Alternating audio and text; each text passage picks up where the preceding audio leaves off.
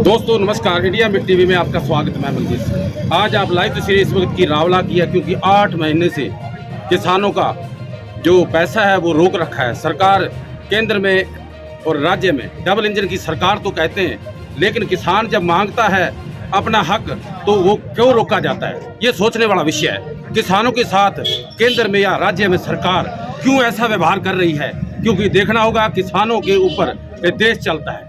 सोचने का विषय है। अभी वीडियो को ज्यादा शेयर करें ताकि आपको आपके इलाके की खबर आप तक पहुंच सके। मुद्दा है किसानों का। किसान अपनी फसल बेचकर पैसा मांग रहा है, बेच नहीं, लेकिन फिर भी किसान के साथ ऐसा क्यों व्यवहार किया जा रहा है। हमारे साथ किसानों के तमाम संगठन पहुंचे हुए हैं, तहसील कार्यालय का घेराव किया। मांग क्या है कि 8 महीनों की सरसों की जो फसल बेची हुई है, दोस्तों किसानों के साथ ऐसा व्यवहार क्यों हुआ है, ये सोचने वाला विषय है। सरकार चाहे कोई भी हो, लेकिन किसानों को हर बार सड़कों पे उतरना पड़ता है और मांग करनी पड़ती है। क्यों? अन्नदाता अगर मांगता है तो वो भीख लगती है, और कर्मचारी मांगता है तो हमारा हक है। हड़ताल पे चले जाते हैं। भ्रष्टाचार इतना बढ़ चुका है कि डबल इंजन की सरकार भी फेल हो चुकी है। ये देखना होगा। आप देखते रहें, बने रहें, क्योंकि हमारे बीच मुद्दा किसानों का है। हमारे साथ तमाम किसानों के संगठन हैं जिनसे बातचीत करेंगे कि क्या मुद्दा, फसल क्यों बेची, क्या मजबूरियां थी कि सरकार एमएसपी इसलिए देती है कि वो किसानों का पैसा और किसान दर दर ठोकरें खाता रहे और पैसा मिले ना समय से। हमारे बीच है किसान जी, उनसे बातचीत करेंगे। हाँ जी सर, क्या कहना चाहोगे मुद्दा किसानों का? चाहे वो आज किसान बैठा है वोटरों पे, हक के लिए किसान को क्यों लड़ना पड़ता है? ये मामला है जी, एक और तो सरकार से लगातार किसान अन्नदाता मांग कर रहा है कि हमारी खरीद एमएसपी पर की जाए। अगर सरकार ना मात्र एमएसपी पर खरीद करती है तो उसकी वजह ये है कि चंद अधिकारी अपनी बेईमानी करके किसान की फसल लूटते हैं और किसान का भुगतान नहीं हो पाता, जिसके कारण आज रावला का किसान सड़कों पर पहुंच चुका है। इसमें मामला ये है, किसान ने अपनी फसल बेची, एमएसपी पर बेची, किसान ने अपनी फसल सरकार को दिला दी। अब बात है भुगतान की। कुछ चंद लोगों ने इसमें घोटाला किया, जिसकी वजह से पूरे किसानों की फसल का भुगतान रुक चुका है। इसमें किसान कहाँ दोषी है? जो दोषी है, हम चाहते हैं कि सरकार उस पर कार्रवाई करे, उनको सजा मिले, लेकिन वो इसके विपरीत रहा है। किसान आज अपनी मांग को लेकर सड़कों पर है और जो दोषी अधिकारी या कोई और दोषी हैं वो खुलेआम ये घोटाला करके घूम रहे हैं। और हमारी प्रशासन से, सरकार से ये मांग है कि इस भुगतान को जल्द से जल्द किया जाए। दोस्तों आपने सुना कि भुगतान के लिए किसान अब उतावले हैं। अगर भुगतान नहीं दिया तो क्या होगा? एक बड़ा खेला। 2004 का आंदोलन आपने देखा होगा, और जो 2004 के आंदोलन में किसानों की जानें चलेगी, आज श्रद्धांजलि देने भी वहाँ लोग बहुत कम जाते हैं। क्यों? वो किसान नहीं थे। उनके विषय में बातचीत करेंगे। हमारे साथ प्रेम जी देवड़े हैं किसान संघ के, उनसे बातचीत करेंगे। तो प्रेम जी, बहुत लंबे समय से आप प्रयास कर रहे हो, जयपुर भी पहुंचे और लेकिन भुगतान नहीं हुआ। डबल इंजन की सरकार भी है, ये कहाँ गरारी फंसी हुई है? हमारे शिकायत तो इस बात को लेकर थी कि जो 400-500 किसान 20 जून तक वंचित रह चुके थे, उन सरकार के आदेश के बाद जो 25 से 40 क्विंटल का आदेश किया गया था, उस आदेश में 500 किसान कम से कम 25-25 क्विंटल वाले थे, जिनकी 15-15 क्विंटल की सरसों बाकी थी। हमें आशा थी, हमने ज्ञापन भी दिए थे कि उन किसानों को की भी 15-15 क्विंटल सरसों तुलवाई जाए। जबकि आदेश आने के बाद राजपेट ने मैसेज भेज करके किसानों से 40-40 क्विंटल सरसों तुलवाई। किसान के पंजीयन में कहीं कोई वजन का आंकलन नहीं है।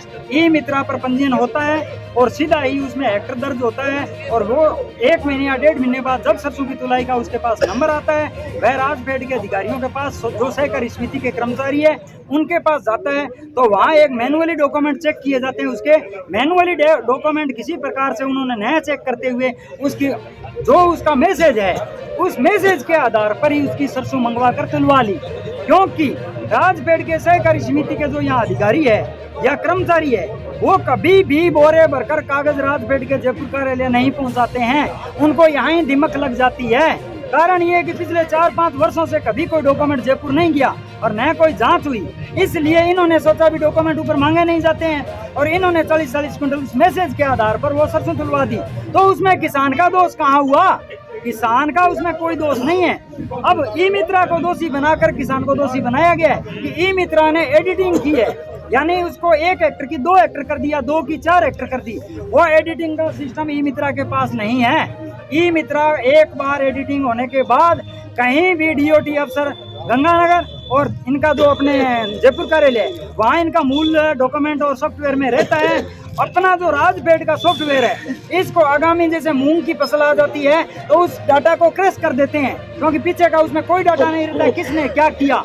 इसीलिए तो ये घोटाला हो रहा है ना, क्योंकि डाटा 6 माह बाद क्रैश हो जाते हैं। अब डीओटी जयपुर जो डिपार्टमेंट है उसके पास इसके डाटा हैं कि किसने इसमें परिवर्तन किया, किसान ई मित्रा ने किया या राजपेट के सॉफ्टवेयर में हुआ। तो दोषी तो कोई 1 या 2 कर्मचारी हो सकते हैं। 750 किसानों पर मुकदमे किए, 66 ई मित्रा को दोषी ठहराया। इस बात को लेकर के जो महाप्रबंधक जयपुर हैं उनके पास हम 2 बार चले गए।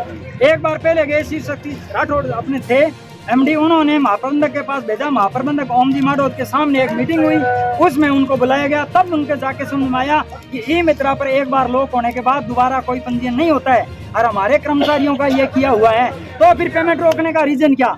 तीसरी जांच हुई राजपेट के अपने सहकारी विभाग जो है अतिरिक्त जिला मजिस्ट्रेट जिला रजिस्ट्रार बीकानेर भूपेंद्र जी जानी, उनके द्वारा होने के बाद वो जांच आज 2 महीने पहले शुरू हुई और आज से 1 महीने पहले खत्म हो चुकी है। 15 दिन में दोबारा लेटर पहुंच चुका है। पहला लेटर एक पहुंचा था, जिन किसानों को पेमेंट नहीं करनी थी उनके लेटर पहुंचे वहाँ।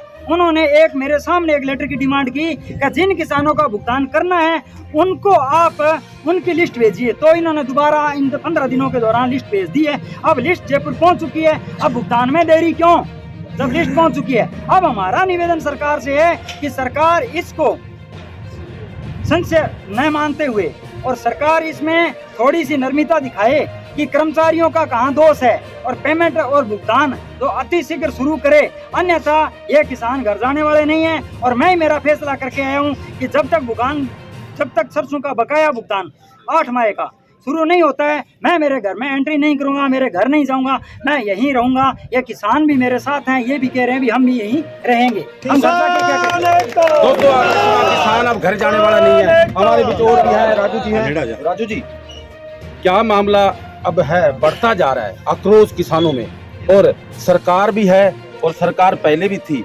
किस सरकार का दोष है? सरसों बिकी कांग्रेस की सरकार थी, अब भुगतान नहीं कर रही भाजपा की सरकार है। दोनों चक्की के पुड़ के बीच कौन रगड़ रहा है? अगर पुड़ सही नहीं बैठेगा तो आटा बनेगा या दलिया। अब क्या बनाए, दलिया बनाए या आटा? बिल्कुल, पहले की सरकार ने सरसों खरीदी थी, उस समय भी प्रयास थे कि भुगतान हो, लेकिन नहीं हुआ। उसके बाद में नई सरकार बनी तो हमें उम्मीद थी कि नई सरकार हमारा भुगतान करेगी। हमने तमाम अधिकारियों से ज्ञापन दिए, वार्ता की, तमाम किसान संगठनों ने प्रयास किया। तमाम किसान संगठनों के प्रयास के बाद भी अधिकारी हमारे को यही कहते रहे कि 15 दिन बाद हो जाएगी, 20 दिन बाद हो जाएगी। आज हमें मजबूर होकर के और यहाँ पर धरना लगाना पड़ा है। तमाम किसान संगठन यहाँ पर मौजूद है और उन किसान संगठनों के प्रतिनिधि के तौर पर तमाम जो हमारे किसान हैं वो अगला कड़ा फैसला लेंगे। अगर कलेक्टर हमारे बीच में आते हैं और हमारी बात को सुनते हैं और भुगतान शुरू करते हैं तो ठीक है, अन्यथा संघर्ष समिति के द्वारा कड़ा निर्णय लिया जाएगा और इस आंदोलन को उग्र किया जाएगा। और निश्चित तौर पर ये ट्रैक्टर ट्रालियां या तो अपना भुगतान लेकर जाएगी या जो गोदाम के अंदर सरसों पड़ी है वो सरसों हमारे को वापस दे और हम हमारी सरसों वापस लेकर के जाएंगे। ऐसे हम वापस नहीं जाएंगे। कुछ भ्रष्ट लोगों की वजह से आज ये हजारों किसान जो है वो भुगत रहा है और लगातार प्रशासन सरकार इस बात की चेत नहीं रही है। हम उनको याद दिलाना चाहते हैं कि ये रावला गढ़साना की धरती है। जब 2004 के अंदर 100-150 लोगों ने आंदोलन शुरू किया था और उसके बाद में गोलियां चली, बहुत बड़ा आंदोलन हुआ और वो ही चिंगारी आज रावला के अंदर शुरू होने जा रही है। दोस्तों, आपने सुना कि बहुत विषय गंभीर है और इसके बीच आप बात करेंगे क्योंकि राजनीतिक दल एक दूसरे पे रोटियां सेकने के लिए उतावले होते हैं। भाजपा वाले कांग्रेस पे कहते हैं पैसा नहीं देते, कांग्रेस वाले भाजपा पे। लेकिन टेक्निकल प्रॉब्लम क्या है?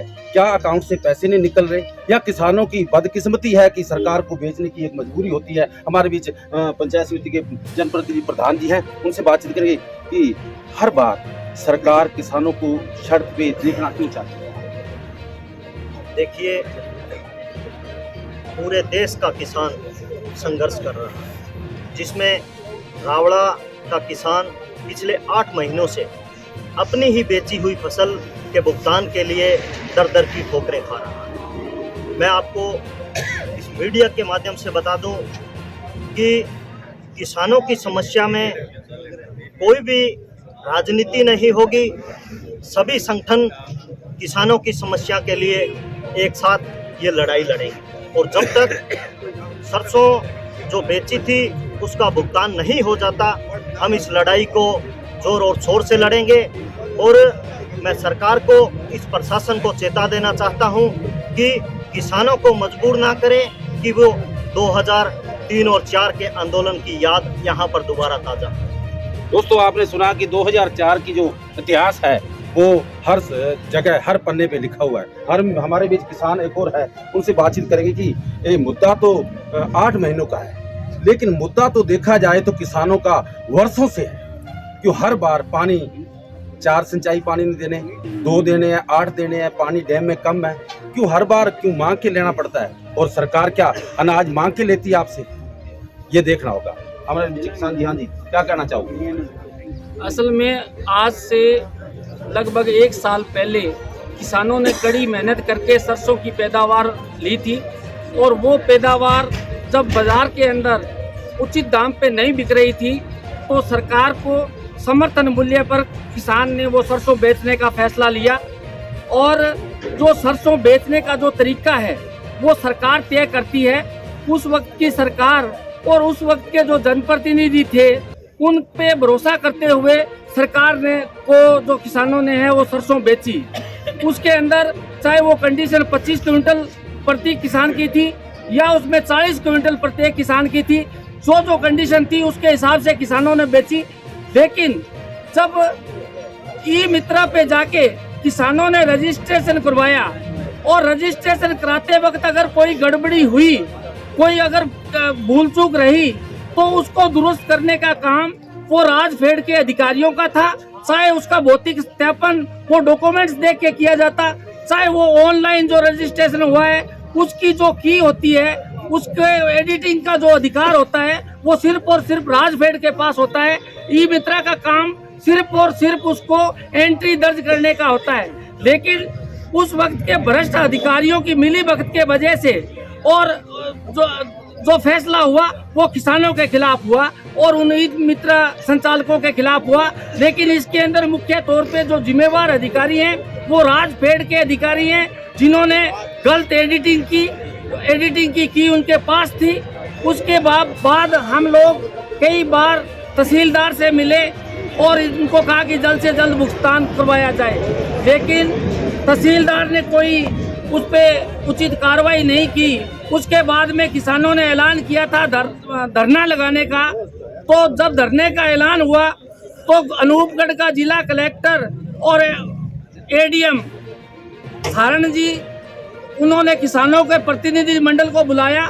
उस प्रतिनिधि मंडल में मैं भी शामिल था और मेरे बाद में जो यहाँ के प्रेम जी देडू है वो भी थोड़ी देर बाद वहाँ पहुँचे थे। हम लोगों को उन्होंने आश्वासन दिया था कि 10 दिन के अंदर अंदर भुगतान कर दिया जाएगा। लगभग 840 के आसपास किसान हैं, उसके अंदर 100-125 किसान ऐसे हैं जिनकी जो है वो छोटी मोटी त्रुटि रही है, लेकिन 800 किसान ऐसे हैं जिनको भुगतान तुरंत प्रभाव से किया जा सकता है। उनका कोई दोष नहीं है, उनकी जो पेमेंट लेट हुई है वो हमारी वजह से हुई है। 10 दिन के अंदर अंदर हम आपको भुगतान दिला देंगे, लेकिन 15-20 दिन बीतने के बाद आज तक वो भुगतान नहीं हुआ। तो हम लोगों को मजबूर होके आज ये धरना प्रदर्शन करना पड़ा और अनिश्चितकालीन पड़ाव लगाना पड़ा। मैं आपके माध्यम से उन तमाम अधिकारियों को कहना चाहता हूँ, उस दिन एडिशनल एसपी और एडीएम मोहनलाल ओम प्रकाश शर्मा दोनों ने आश्वासन दिया था, अगर 1 या 2 दिन के अंदर ये फैसला नहीं होता है, किसानों को भुगतान नहीं होता है, तो आगे जो संघर्ष समिति जो फैसला लेगी उसके जिम्मेवार जो होगा वो पूरा का पूरा प्रशासन होगा, चाहे वो पुलिस प्रशासन हो, चाहे वो प्रशासनिक अमला जमला हो। मैं आपके माध्यम से एक बात और कह देना चाहता हूँ, अभी थोड़े दिनों के बाद आचार संहिता लगने का वक्त है। उस वक्त बड़े बड़े राजनीतिक पार्टियों के लोग वोट की अपील करने के लिए किसानों के बीच में आएंगे। अगर ये फैसला नहीं हुआ तो इस बात के लिए भी तैयार रहें, जो भी जनप्रतिनिधि वोट की अपील करने के लिए किसानों के पास जाएगा वो वापस किस तरह से आएगा वो उसको पता होना चाहिए। या तो पहले उसका भुगतान करा दे, नहीं तो हर पार का संघर्ष होगा। ये बात मैं आपके माध्यम से कहना चाहता हूँ। दोस्तों, किसान आक्रोश में लगातार आक्रोश में बढ़ता जा रहा है। क्यों इतना लंबा समय हो गया कि पैसे की ब्याज लग रही है, गरीबों को आज दर दर ठोकरें खानी पड़ रही है। क्यों ऐसा मामला हो रहा है? इस वीडियो को ज्यादा से ज्यादा शेयर करें ताकि आपके इलाके के क्षेत्र की आवाज आप तक पहुंच सके। मुद्दा किसानों का है। अब किसान डटे हुए हैं, तहसील कार्यालय का घेराव किया हुआ है, तमाम सैकड़ों ट्रैक्टर ट्रॉलियों के साथ आए हुए हैं, सरसों लेने आए हुए हैं। पैसा नहीं तो सरसों दो, सरसों नहीं तो पैसा दो, ये मांग है। इस मांग को लेकर तमाम किसानों ने आवाज उठाई है। आप इस वीडियो को इतना शेयर करें ताकि प्रशासन को पता चले कि किसान किस भाषा से, किस आवाज से आप तक बात पहुंचाना चाहता है। आप गंभीर मुद्दा है किसानों के बीच। सरकारें आती जाती रहती है, इलेक्शन आ जाएगा, वोट मांगने आओगे, विकास के नाम पे वोट मांगा जाएगा, किसानों को ठगने का काम किया जाएगा, तमाम हथकंडे बरते जाएंगे। क्यों किसानों के साथ ऐसा हो रहेगा? आप इस चैनल को सब्सक्राइब करें और ज़्यादा से ज़्यादा शेयर करें ताकि आपके इलाके के क्षेत्र की आपकी आवाज़ बुलंद हो सके। मैं मनजीत सिंह, जय हिंद, जय भारत। बहुत बढ़िया।